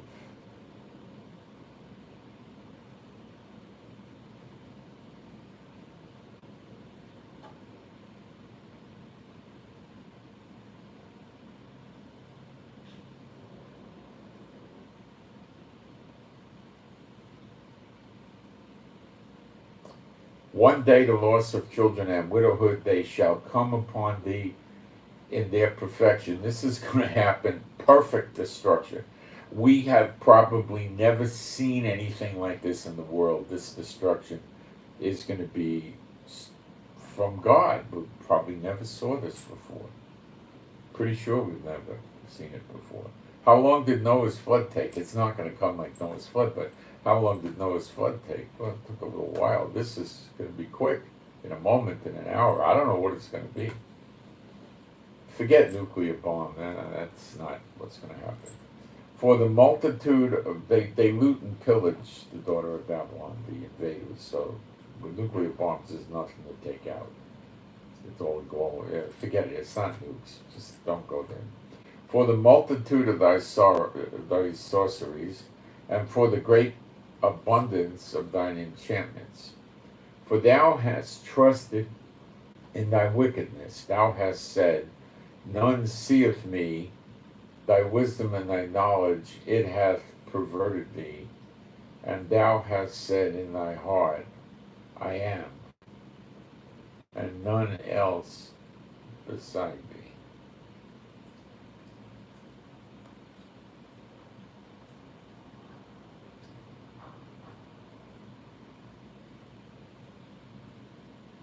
So they don't think there's any contenders for the throne that the daughter of Babylon occupies, so to speak. Therefore shall evil come upon thee, thou shalt not know from whence it rises. It's going to come suddenly in its perfection, and they're not going to know where it came from. It's just going to hit them. They're not going to see it coming. China, they could see coming. Russia, they could see coming. This they're not going to see coming. I don't know what it is. They're not going to see it coming. And mischief, that's evil, shall fall upon thee. Thou shalt not be able to put it off. And desolation shall come upon thee. That's the widowhood. The land will be desolate.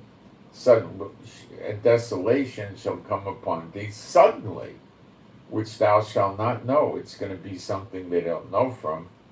And the suddenly word is 6597 in Hebrew, pitom. It means suddenly, surprisingly.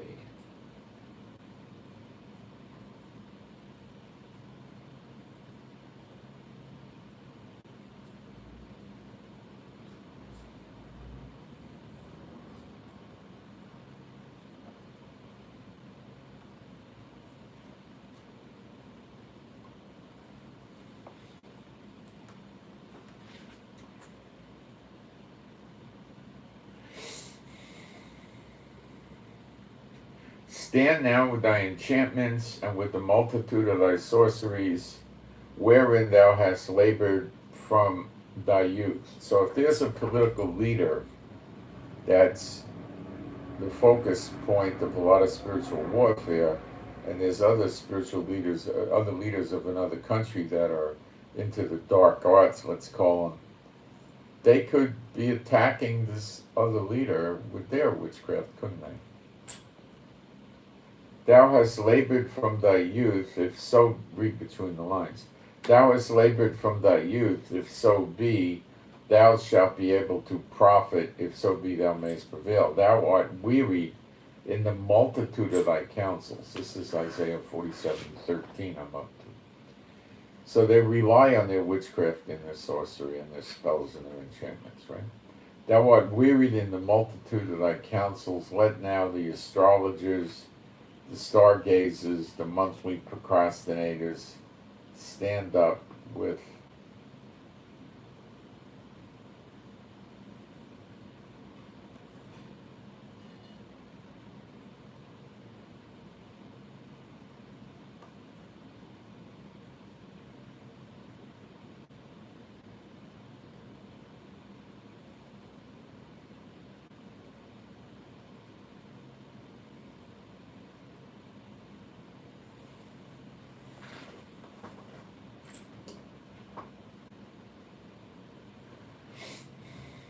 behold, they shall be stubble.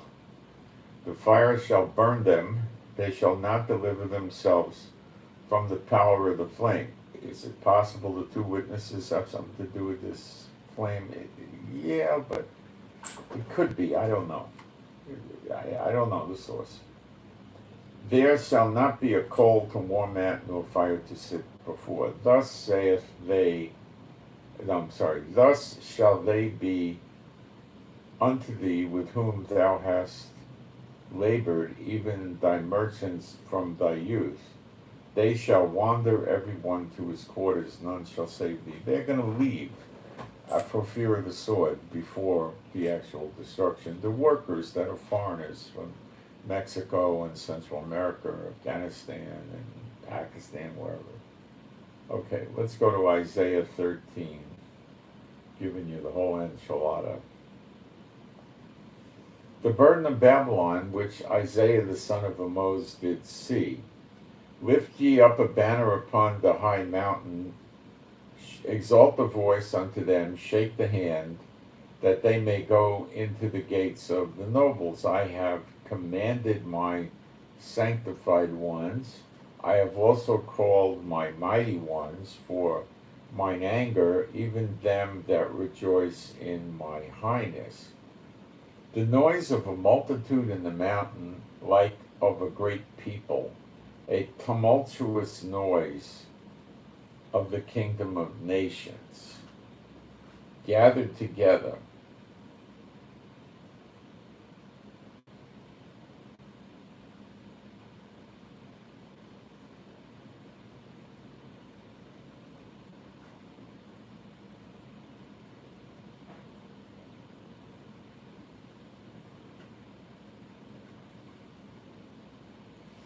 The noise of a multitude in the mountains, like of a great people, a tumultuous noise of the kingdoms of nations gathered together. Jehovah of hosts mustereth the hosts of the battle. Now, when the original Babylon was destroyed, it was Cyrus, one nation. It wasn't a conglomeration of nations. They come from a far country, from the end of heaven, even the Lord and the weapon of his indignation, to destroy the whole land. Howl ye, for the day of Jehovah is at hand. Now, this is different now. We're switching to the day of the Lord. This is Israel is the day of the Lord. Howl you, for the day of the Lord is at hand. It shall come as a destruction from the Almighty.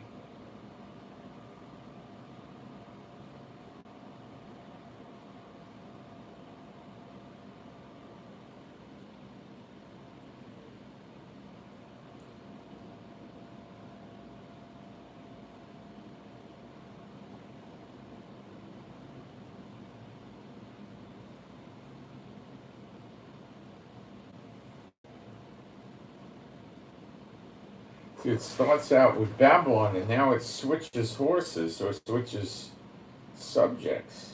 Howl ye, for the day of the Lord is at hand. The destruction of the daughter of Babylon is not the day of the Lord, that, as far as I could tell. Does it happen on the same day? Is it possible? I don't think so at all. Because the second Exodus happens before the destruction of the daughter of Babylon, and the day of the Lord happens after the second Exodus, so I don't see it. So it's switching titles. Therefore shall all hands be faint, and every man's heart shall melt, and they shall be afraid. Now this is Jeremiah 30, they're clutching their guts, is so fearful. And they shall be afraid, pangs and sorrows, that's the travail, the sorrows is, well, birth pangs and travail, okay, shall take hold of them. They shall be in pain as a woman that travaileth. This is Jeremiah 30. They shall be amazed one at another. Their faces be as flames. Let's see what the words are here. Face is punum. Yeah, flames.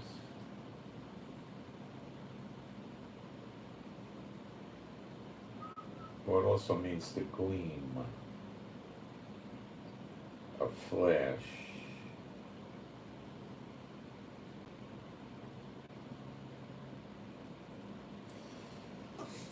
Okay. Behold, the day of the Lord cometh, cruel both with wrath and fierce anger, to lay the land, that's Haaretz, the land of Israel, desolate, and shall destroy the sinner thereof out of it. Now, at the close of the day of the Lord, on that day, we have the new heavens and the new earth, so the desolate's not going to make much difference. For the stars of heaven and the constellations thereof shall not give their light, the sun shall be darkened in its going forth, and the moon shall not give her light to shine. This is the actual day of the Lord starting. The warning of the day of the Lord is the moon turns to blood and the sun doesn't give her light. The actual day of the Lord, the sun and the moon go dark, and the constellations the stars don't give their light, and they fall. And I will punish the world for their evil, and the wicked for their iniquity, and I will cause the arrogancy of the proud, that's the despots, to cease, and will lay low the haughtiness of the terrible. I will make a man more precious than fine gold. Yeah. Oh, sorry, are you going to be much longer? No. Okay, then I'll leave the sushi on the table. You made it? Yeah. Okay. I will make a man more precious than fine gold, even a man than the golden wedge of Ophir. Well, you're gonna see 7 women surround the man, and they're gonna be believers because the unbelievers are kaput, they're gone. And they're gonna say, we'll buy our own food and take our own clothes. We just don't want the shame, we want your name. But the only way you're going to get his name is to marry him, so he's going to marry him. So is there going to be a lot of polygamy after this? Yes. Is it forbidden under the law? No. You got to marry him.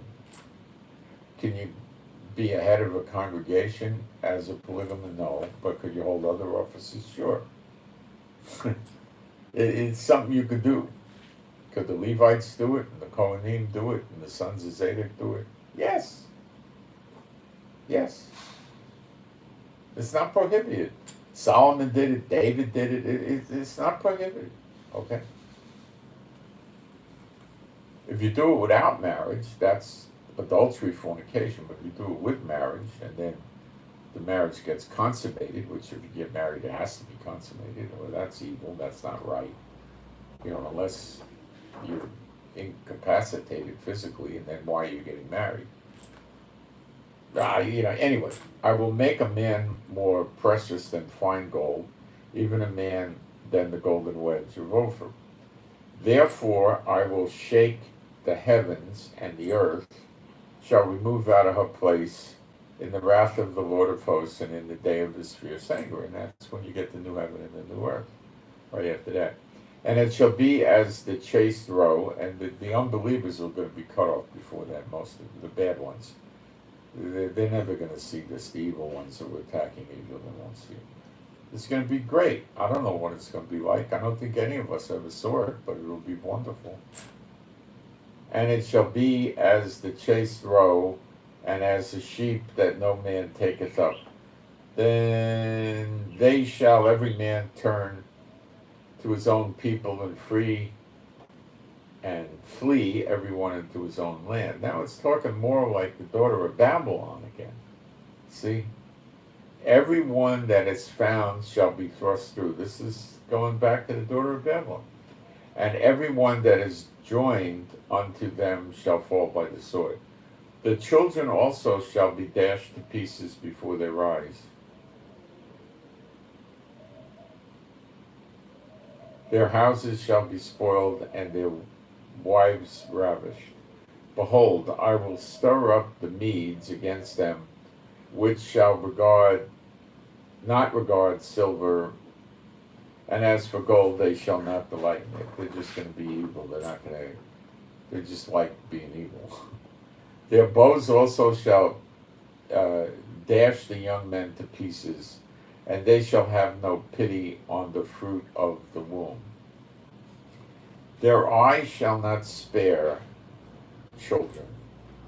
And Babylon, see, the glory of kingdoms, the beauty of the Chaldeans' excellency, shall be as when God overthrew Sodom and Gomorrah, burned out nothing. Fire and brimstone came down on Sodom and Gomorrah, which technically it's fire. I mean, it is. So it smells from sulfur. We got pieces of it here in the house from there. So it smells like sulfur. So maybe that happens. That's a plague, I guess, the 2 witnesses could call down. Or Jehovah could do it, or Yeshua could do it, I suppose. It shall, I don't think he would, but Jehovah could. Anyway, it shall never be inhabited, neither shall it be dwelt in from generation to generation. Obviously, that's not Israel. It's the daughter of Babylon, U.S. of A. Neither shall the Arabian pitch his pitch tent there, neither shall the shepherds make their fold there. Well, maybe there's a bunch of Arabians in this attack. That's why they're mentioned. But wild beasts of the desert shall lie there, and their houses shall be full of doleful creatures, and owls shall dwell there, and satyrs shall dance there. And the wild beasts of the islands shall cry in their desolate houses, and dragons in their pleasant palaces. And her time is near to come, and her days shall not be prolonged. God is not going to extend it. Now I'm in Isaiah 14:1. For the Lord will have mercy on Yaakov. Now we're back talking Israel. And will yet choose Israel and set them in their own land, and the strangers shall be joined with them. And that's Ezekiel 47, the last 3 verses. Read it if you want to elaborate on that. Saved people, non-Israelite or Israelite, are in Israel, the real Israel, not physical Israel, spiritual and physical Israel. Shall be, and that's why it says all Israel shall be saved. Shall be joined, I'll do this quickly. Ezekiel 47, verse 21. This is when they're dividing the land after the Zechariah 12 battle. So shall ye divide this land unto you according to the tribes of Israel. And it shall come to pass that you shall divide it by lot. That's like you're casting lots. For an inheritance unto you and to the stranger that sojourn among you, which shall beget children among you, and they shall be unto you as born in the country among the children of Israel. So the strangers that travel to Israel with the tribes become a permanent member of the tribe, them and their children, grandchildren, great-great-great-grand, all that, right? And that's what God says, and anybody goes against it, they're going to have a lot of trouble with God, okay? Among the children of Israel is how they to be treated as a native born. They shall have inheritance with you among the tribes of Israel. They get an equal share of the land. And it shall come to pass that in what tribe the stranger sojourneth, there shall you give him his inheritance, saith the Lord God. So they become members of the tribe that they sojourn with. And don't go around trying to cherry pick tribes.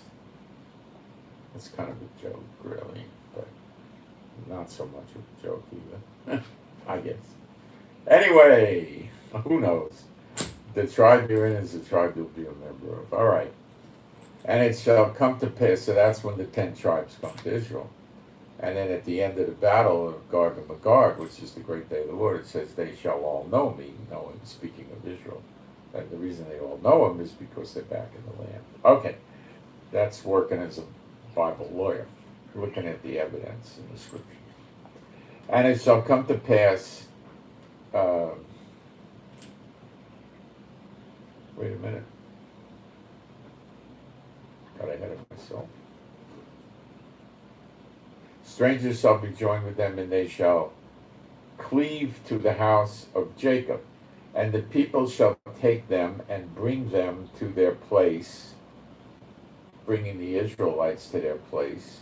And the house of Israel shall possess them in the land of Jehovah for servants, and that could be slaves, and handmaids, and they shall take them captives, whose captives they were, and they shall rule over their oppressors. It very strongly makes the case we'll have slaves from these people. And we'll also probably have indentured servants or servants that just want to be with us. And it shall come to pass in the day that the Lord shall give thee rest from thy sorrow and from thy fear. The Lord will give you rest from thy sorrow and from thy fear, and from the hard bondage wherein thou wast made to serve. Okay? And that happens after the great day of the Lord. And that thou shalt take up this proverb against the king of Babel, and say, how hath the oppressor ceased, the golden city ceased? Well, who is this? The king of Babylon. Is it the head of the United States? Is it the beast?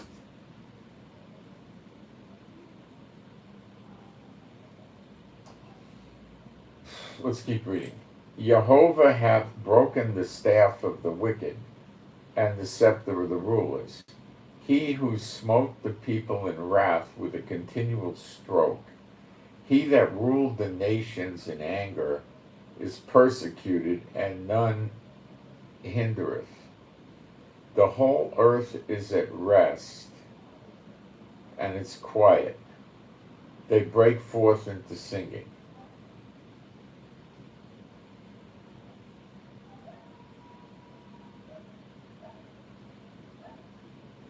It's Satan. Yea, the fir trees rejoice at thee, and the cedars of Lebanon, saying, since thou art laid down, no feller is come against us. Hell from beneath is moved for thee to meet thee at thy coming. It stirreth up the dead for thee, even all the chief ones of the earth. It hath raised up from their thrones all the kings of the nations. All they shall speak and say unto thee, art thou also become weak as we? Art thou become unto us? Thy pomp is brought down to the grave, and the noise of the vials and the worm is spread under thee, and the worms cover thee. How art thou fallen from heaven, O Lucifer, the Satan, son of the morning? How art thou cut down to the ground, which is to weaken the nations, the heathen, those without God? For thou hast said in thy heart, I will ascend into heaven, I will exalt my throne above the stars of God, I will sit also upon the mount of the congregation in the sides of the north. I will ascend above the heights of the clouds. I will be like the Most High. Yet thou shalt be brought down to hell, to the sides of the pit. They that see thee. Now when it says hell, the Hebrew word is Sheol. Okay? And consider thee, saying, is this the man? And Satan looks like an old man now. Long salt and pepper, greasy hair, and wears a gray tunic smock thing with a round collar with a V cut down there. That's when I saw him. And the idiot could fly, and he has sandals, and he probably disguises his appearance to people that he can deceive, but I saw the idiot how he is. The man that made, he's nuts, he's a psycho. Believe me, he's a psycho.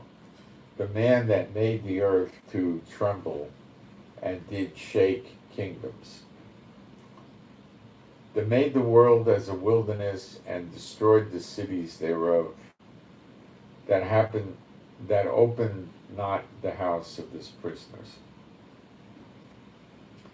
And all kings of the nations, even all of them, lie in glory, every one in his own house. But thou art cast out of thy grave, like an abominable branch, and the raiment of those that are slain thrust through with a sword, that go down to the stones of the pit. It's a carcass trodden under feet. Thou shalt not be joined with them in burial, because thou hast destroyed thy land and slain thy people.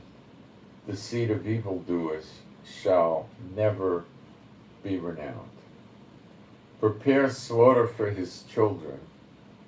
For, when you read the tares in the wheat in Matthew 13, the tares are his children, Satan's children, that they do not rise nor possess the land, nor fill the face of the world with cities. For I will rise up against them, saith Jehovah of armies, and cut off from Babel the name and remnant and son and nephew, saith Jehovah. I will also make it a possession for the bittern and pools of water, and I will sweep it with the bosom of destruction, saith Jehovah of hosts. The Lord of hosts hath sworn, saying, surely as I have thought, so shall it come to pass, and as I have purposed, so shall it stand, that I will break the Assyrian in my land, and upon my mountains tread him underfoot. That's the one with the abomination of desolation that brings on the great day of the Lord. Tread him under, then shall his yoke depart from off them. I'm listening and thinking, is the dog eating my food off the table?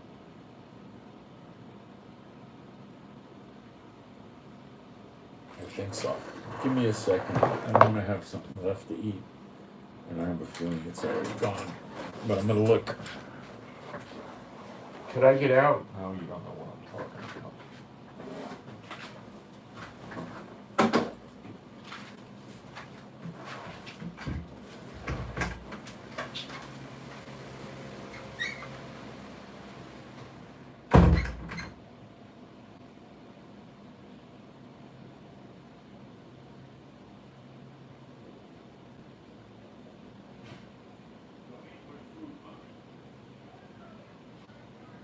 What?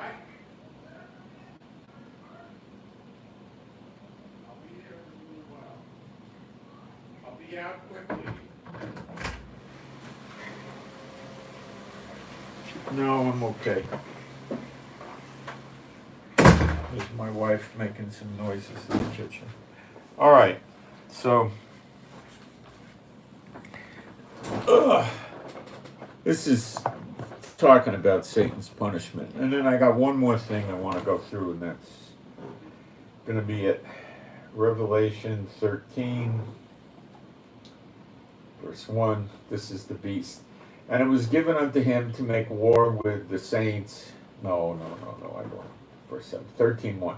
And I stood upon the sand of the sea, and saw a beast rise up out of the sea, having 7 heads, 10 horns, and upon his horns crowns, and upon the heads the names of blasphemy. That's the beast. And the beast, it describes him, and it says Satan gave him his power and his seat and great authority. And when you read Revelation 2, the church of Pergamos, you find out that Satan seats in Pergamos, which is an island in Cyprus, not in Israel.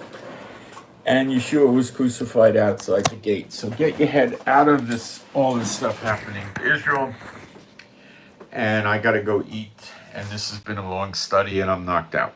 So I send my shalom, my Shabbat shalom to all those who love Yeshua HaMashiach. And please pray for me and my wife Rivka for a peace, safety, protection, joy, healing, and our finances. And pray for the animals and pets. They be happy, healthy, and whole. And don't run away. And I'm out. Thanks.